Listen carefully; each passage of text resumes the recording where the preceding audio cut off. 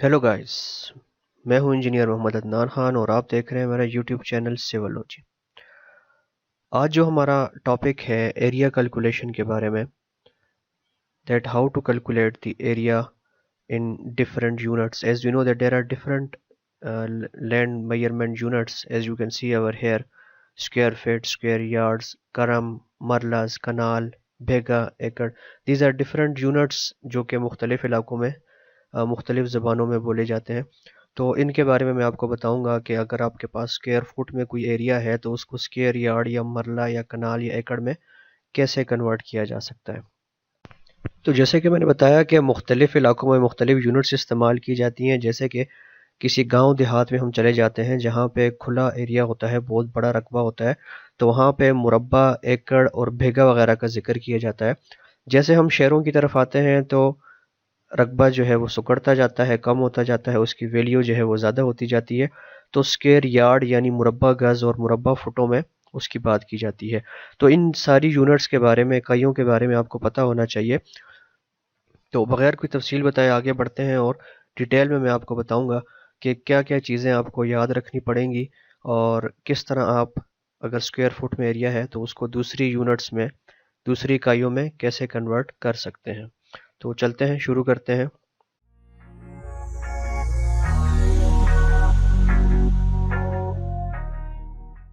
ये let's suppose हमारे पास एक प्लॉट है और इसकी डायमेंशंस जो है, इसकी साइड जो है, एक है 215 फीट और दूसरी साइड है 180 feet. Now this is a regular shape plot, rectangular shape plot. The area calculation is very easy to calculate the area of a geometrical figure like circle, triangle, rectangle. It is very easy. तो अगली जो video मैं बनाऊंगा उसमें मैं आपको irregular plot के बारे में बताऊंगा। अगर आपके पास कोई इर्रेगुलर प्लॉट है, टेढ़ा मेढ़ा प्लॉट है, तो उसके एरिया कैसे निकाला जाता है वो अगली वीडियो में मैं डिस्कस करूंगा।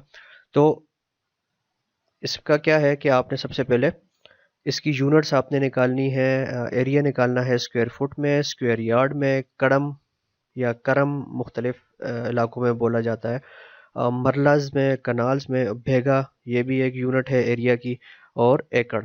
तो ये कुछ यूनिट्स जो है हम इसमें डिस्कस करेंगे कि इस प्लाट के एरिया मुख्तलिफ इकाइयों में कैसे निकाला जा सकता है।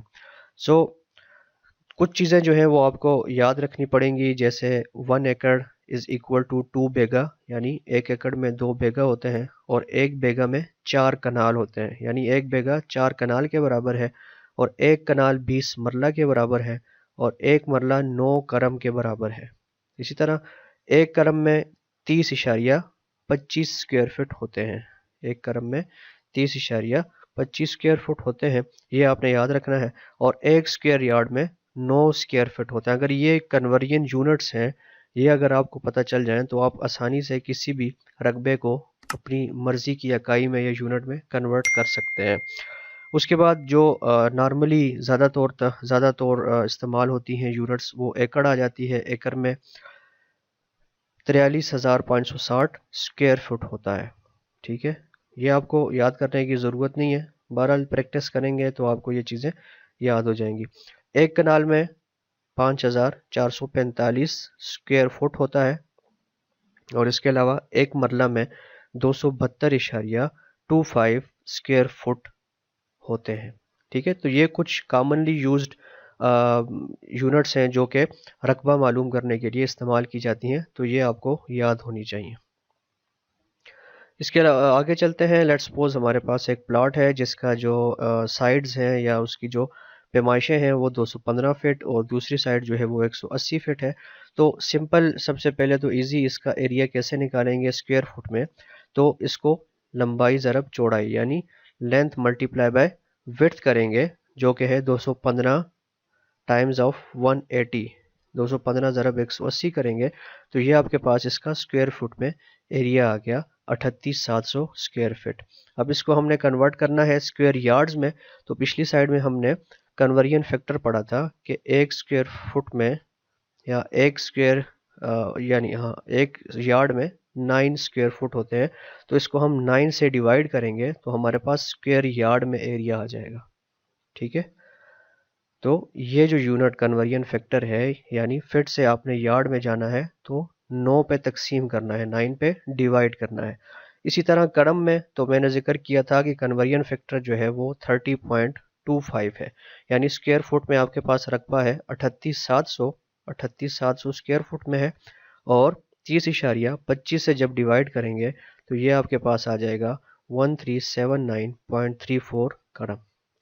इसी तरह अगर मरला में निकालना चाहते हैं, और आपको पता है कि एक मरला में 9 कड़म होते हैं और 9 कड़म में 30.25 स्क्वायर फुट होता है, तो ये बनता है 272.25। तो टोटल रकबा कितना था आपके पास 38,700, तो 38,700 को 272.25 पे डिवाइड करेंगे तो आपके पास आंसर आ जाएगा मरला में 142.17, 142.17 मरला।